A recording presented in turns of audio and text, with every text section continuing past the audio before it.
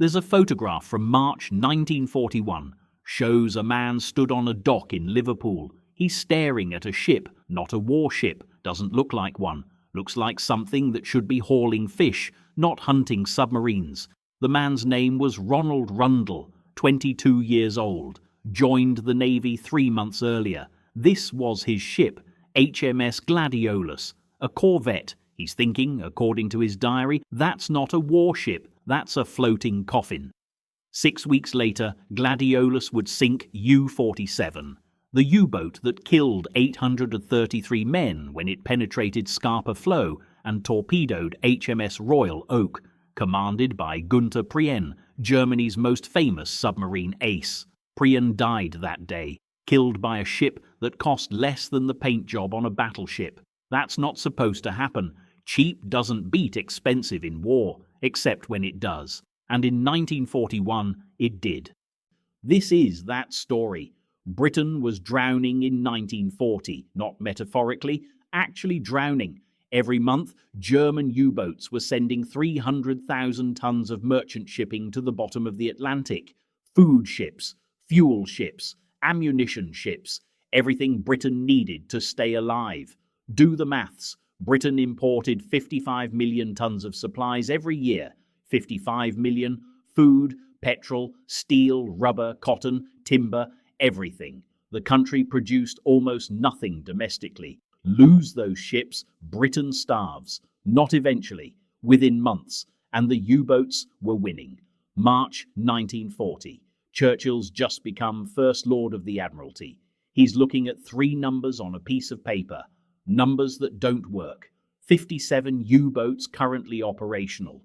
Germany building 30 more every month. Royal Navy has 200 escort vessels total to guard every convoy route from Britain to Canada, Britain to Gibraltar, Britain to West Africa, Britain to Murmansk.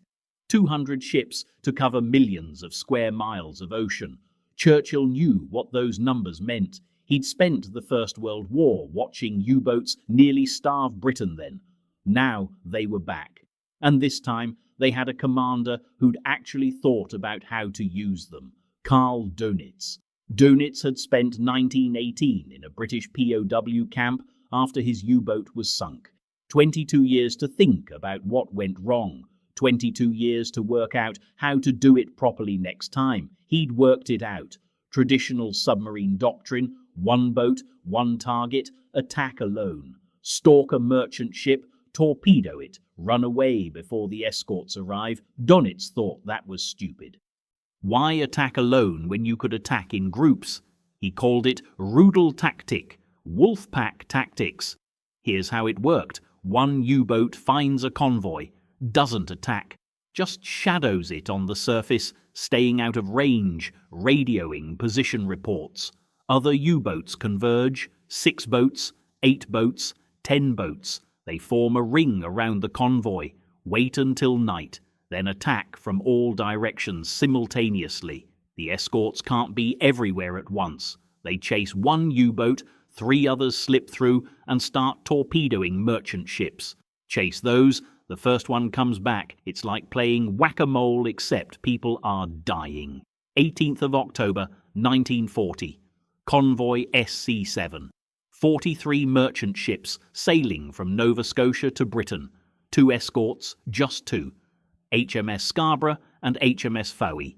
5 U-boats found them south of Iceland. By dawn, 21 ships were gone. 21, torpedoed and sunk. 3,000 men in the water, most of them drowned. The escorts couldn't save them. Too busy trying to stop more ships getting hit. Worst convoy massacre of the entire war. The escorts didn't fail because they were incompetent. They failed because there were 2 of them and 5 U-boats attacking from 5 different directions. Simple arithmetic. Churchill called it the Battle of the Atlantic. Years later, he admitted it was the only thing that truly frightened him during the entire war. Not the Blitz, not France falling, not Singapore, the Atlantic. Because if Britain lost the Atlantic, nothing else mattered. The country would starve before Germany's army ever invaded. And in late 1940, Britain was losing. The answer was obvious. build more escorts. Specifically, build more destroyers. Destroyers were perfect submarine hunters, fast, 36 knots, twice as fast as a surfaced U-boat, heavily armed, 4 or 5 4.7-inch guns, torpedo tubes, depth charges, good sonar, good radar, everything you needed. One problem. Destroyers cost $900,000 each, took 18 months to build, required specialized shipyards, skilled workers, precision machinery. Britain had maybe 7 shipyards capable of building them. At full capacity, those yards could produce perhaps 30 destroyers per year. 30 per year.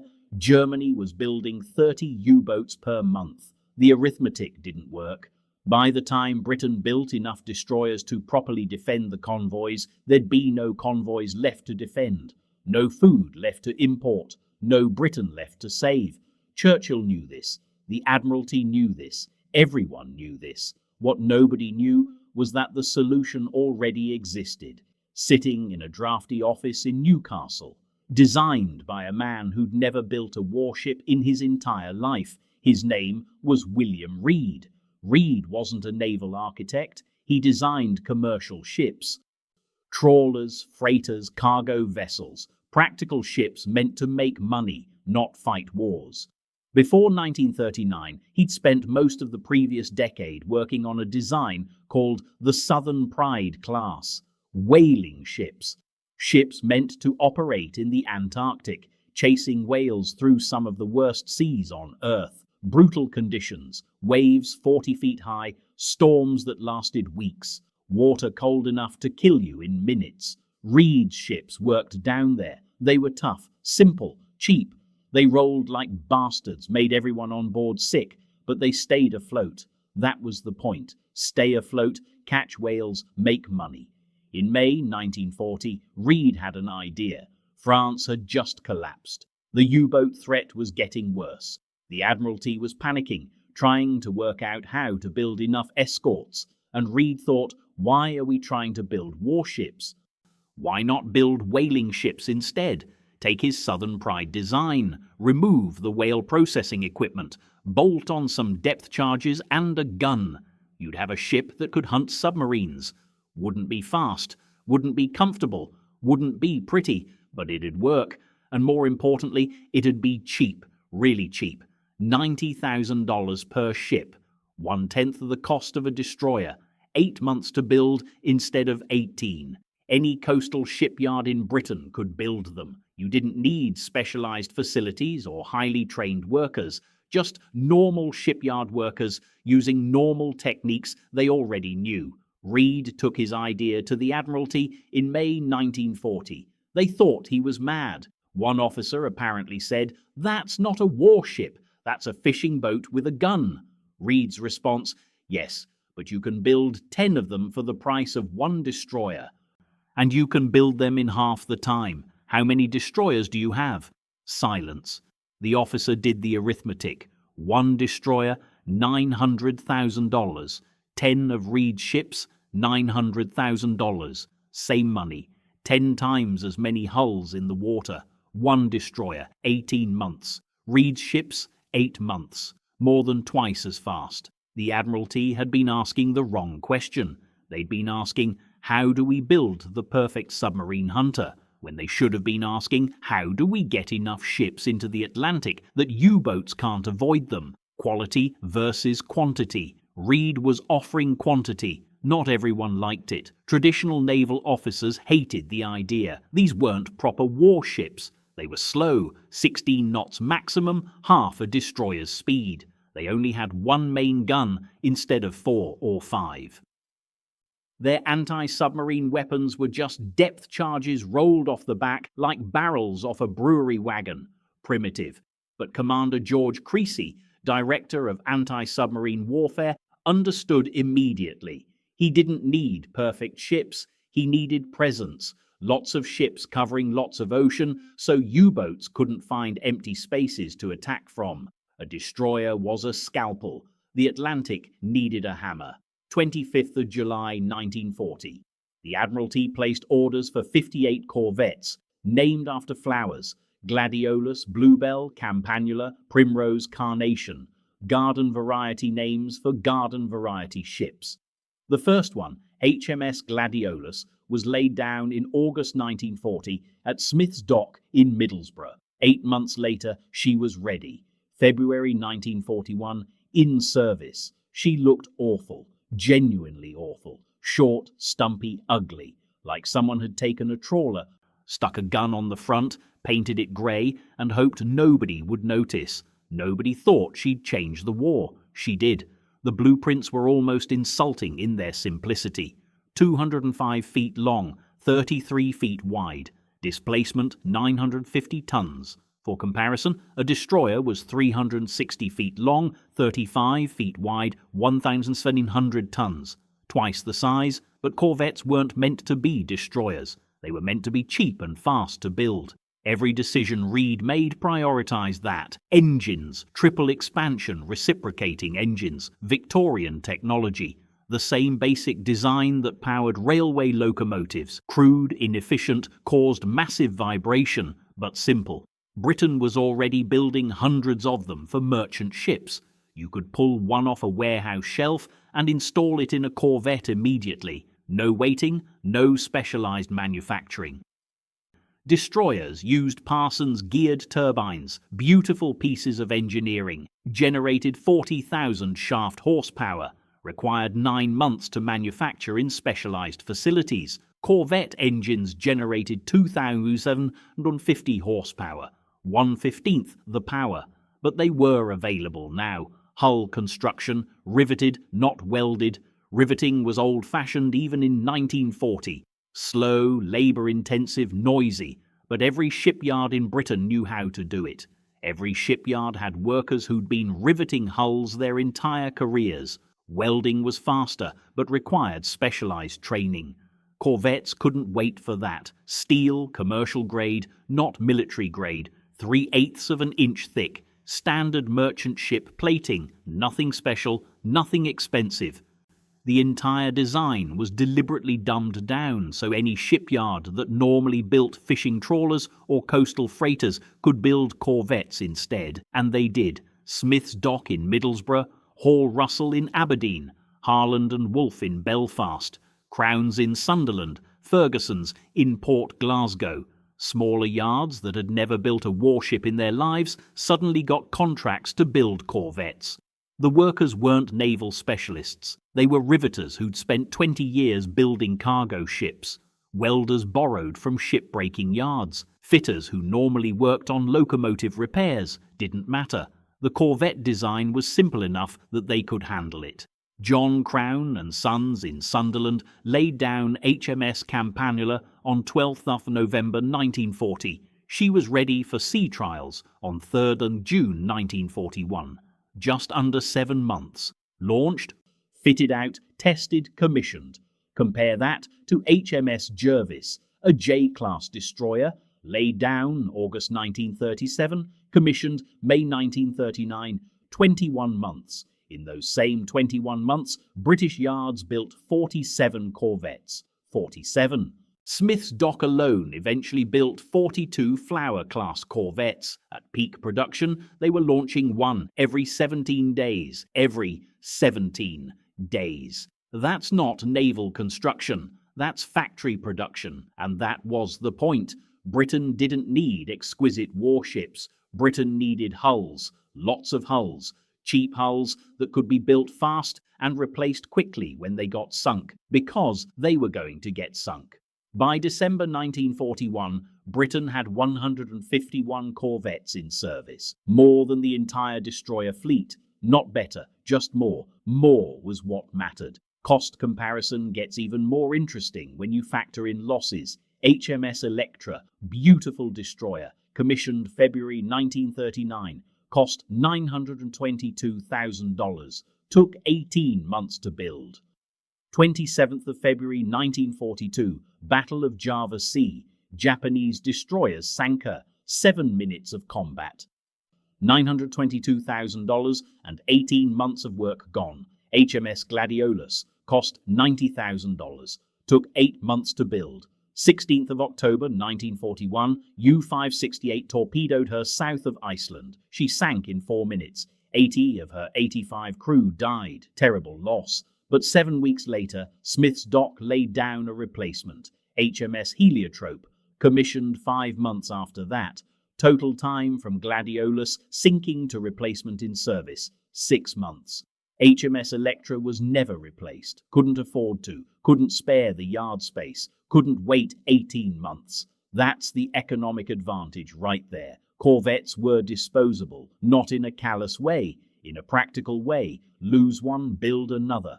Fast. Between 1940 and 1945, 47 Flower-class corvettes were sunk. 47. Each one took an average of 65 men with her. But Britain built 267 Flower-class corvettes total, plus another 151 improved Castle-class corvettes later in the war. Replace losses faster than the enemy can sink them. Basic attrition warfare. Germany couldn't do that with U-boats. Each Type 7 U-boat cost about $250,000 and took 16 months to build. Lose one, it took over a year to replace it, and each U-boat that got sunk took a crew of 45 trained submariners with it. Men who'd spent 9 months in training, irreplaceable specialists. Corvettes took ordinary merchant seamen and turned them into submarine hunters in a few weeks. The economic arithmetic was brutal. Britain lost 47 corvettes worth about $4.2 million total.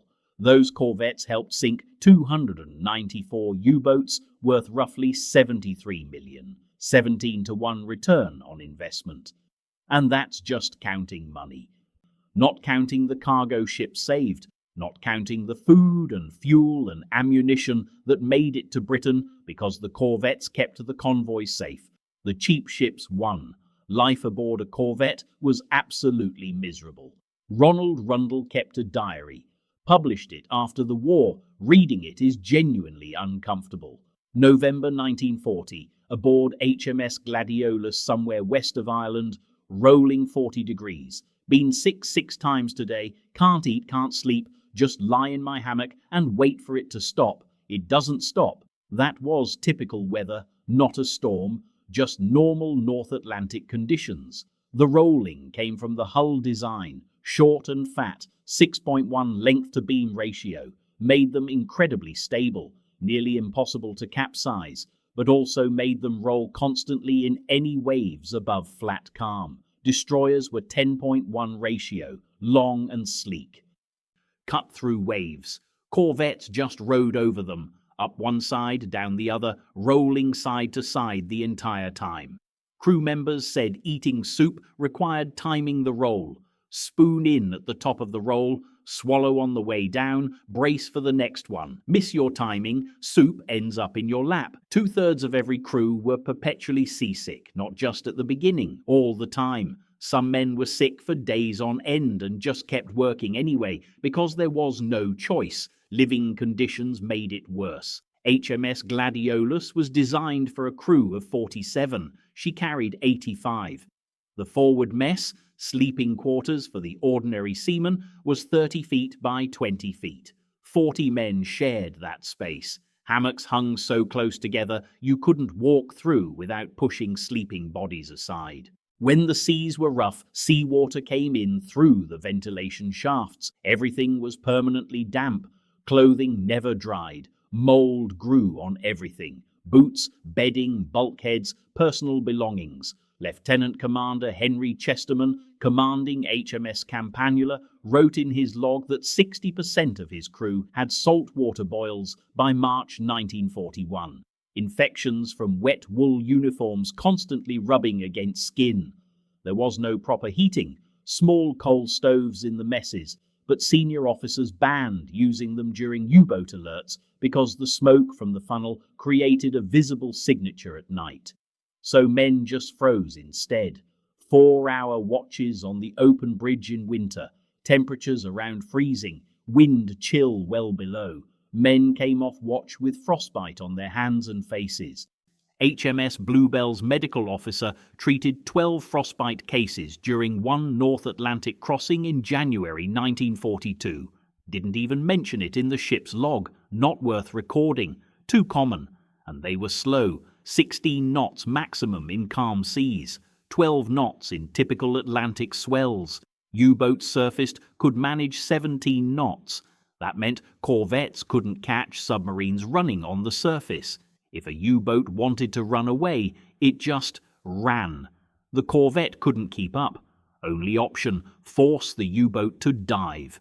Once underwater, U-boats could only manage 7 knots. Then the corvette had the speed advantage, but that required getting close first. And U-boats could see corvettes coming from miles away and just stay on the surface out of range, shadowing the convoy, reporting positions to other U-boats. Commander Donald McIntyre, commanding Escort Group B7 in March 1941, wrote about watching U-boats shadow his convoy just beyond effective range. He couldn't catch them.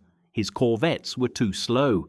When he sent his one destroyer, HMS Vanek, to chase them, they scattered, then regrouped once Vanek had to return to the convoy. Infuriating. But corvettes had one massive advantage: endurance. They stayed at sea longer than destroyers, much longer.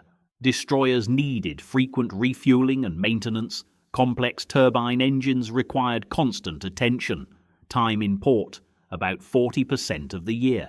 Corvettes had simple engines, broke down less often, easier to repair. Time at sea, about 70% of the year. More time at sea meant more encounters with U-boats. More encounters meant more chances to attack. More attacks meant more kills. The statistics bore this out. Throughout 1941, corvettes averaged 240 days at sea per year.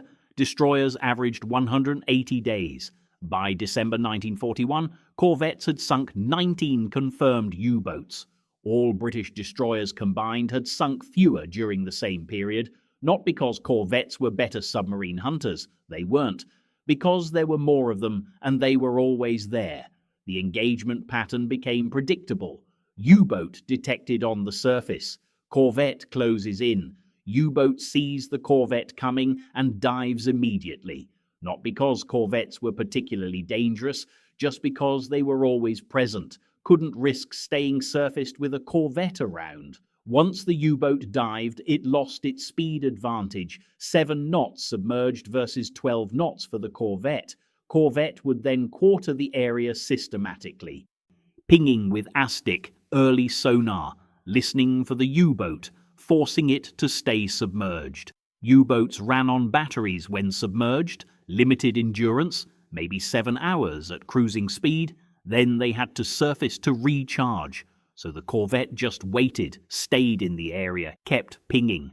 Eventually the U-boat either surfaced and got shot, or stayed down until the batteries died and got depth charged. Commander Peter Gretton called it terrier tactics. Can't outrun them, so outstay them. Crude but effective. 16th of March 1941, HMS Gladiolus was escorting convoy OB 293 southwest of Iceland. ASDIC contact 1,400 yards, submarine. Gladiolus closed in. Conditions were terrible. Force 8 gale. Waves 20 feet high. Ship rolling 45 degrees side to side.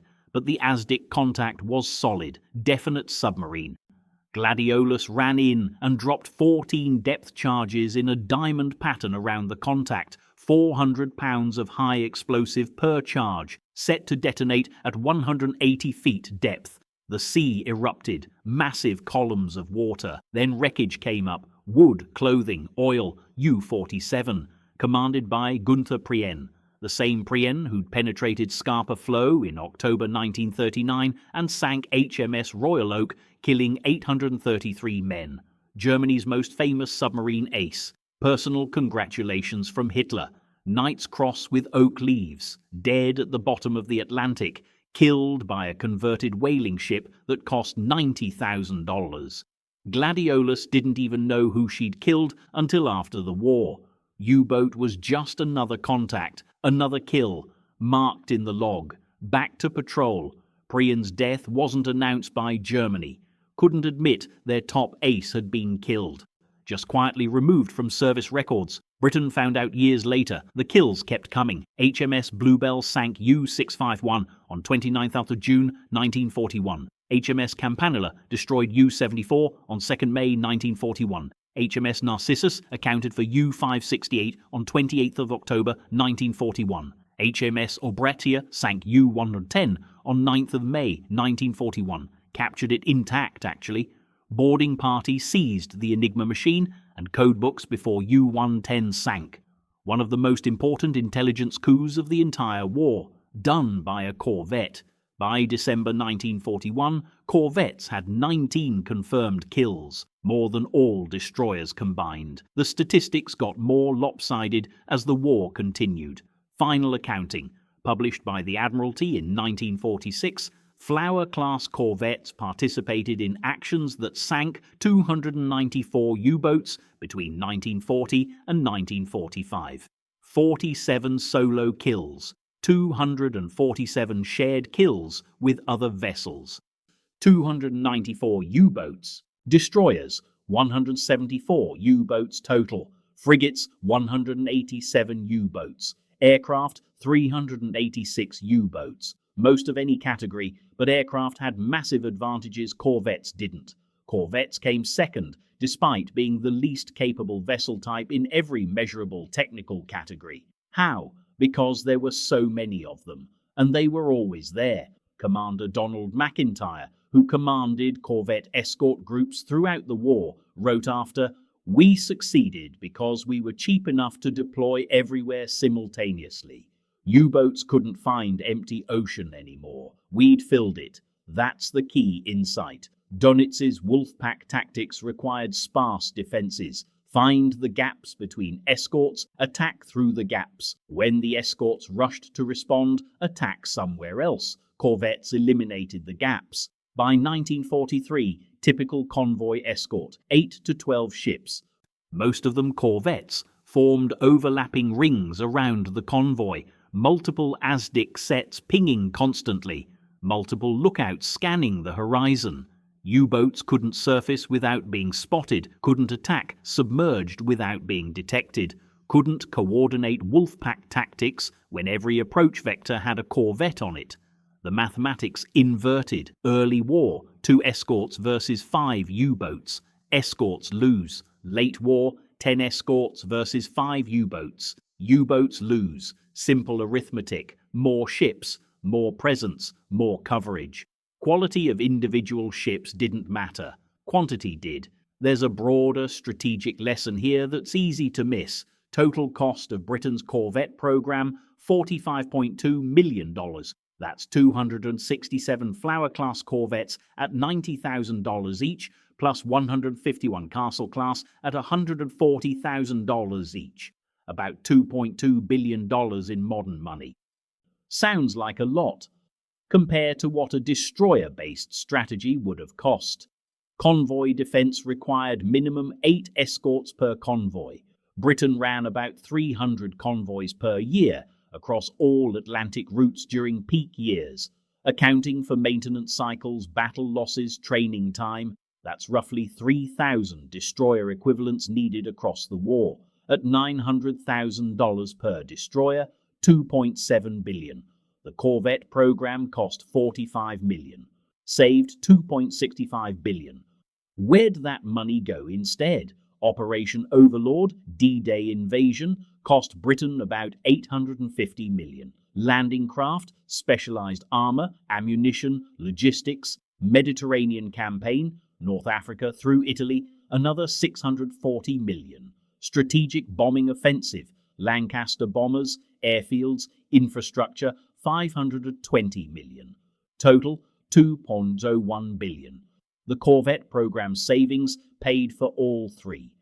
By choosing adequate ships over perfect ships, Britain could fight the war on multiple fronts, could build landing craft for D-Day, could send bombers over Germany, could fight in North Africa and Italy. If Britain had spent that money on destroyers instead, there's no D-Day, no strategic bombing campaign, no Mediterranean offensive, just very expensive destroyer fleet protecting convoys, whilst Britain slowly lost everywhere else. The corvette program didn't just save the convoys, it saved Britain's ability to actually win the war. There's a moment in May 1943 that crystallises this. 24th of May 1943. Grand Admiral Dönitz withdrew his U-boats from the North Atlantic, recalled them, admitted he couldn't sustain the losses anymore. April 1943, 15 U-boats sunk. May 1943, 41 U-boats sunk. Unsustainable. Crews were calling it Black May. U-boats that left port had less than 50-50 chance of coming back. Meanwhile, merchant shipping losses were collapsing. November 1942, 768,000 tons sunk, peak of the crisis. May 1943, 264,000 tons sunk. The battle wasn't over. U-boats kept operating until Germany surrendered, but the crisis was over. Britain would not starve. The convoys would get through, and corvettes made that possible. 1st of June 1943, Western Approaches Command had 187 corvettes in operational service versus 94 destroyers. Those 187 corvettes provided the numerical density that made convoy defense actually work. Not perfect defense. Ships still got sunk, men still died, but sustainable defense. Enough escorts that U-boats couldn't exploit gaps anymore, couldn't coordinate wolfpack attacks, couldn't sink ships faster than they could be replaced. The slow, uncomfortable, cheap corvettes had won. Final tally, end of war. Britain lost 47 Flower-class corvettes, about 3,000 men killed total across all corvette losses. Those corvettes helped sink 294 U-boats, about 13,000 German submariners killed. Cost ratio, $4.2 million spent on corvettes lost, destroyed $73 million worth of U-boats. Exchange rate, 17-1. And that's just direct costs. Doesn't count the cargo ships saved, doesn't count the millions of tons of supplies that reached Britain because the corvettes kept the sea lanes open. There's one more thing worth noting. Germany kept building better U-boats throughout the war. Type 21s, introduced in 1944. Revolutionary design, could stay submerged indefinitely using snorkel technology. Submerged speed faster than most surface ships, nearly undetectable. Each one took 24 months to build. Germany commissioned 118 Type 21 U-boats before the war ended. None became operational in time to effect the Battle of the Atlantic. They were magnificent submarines that arrived too late to matter.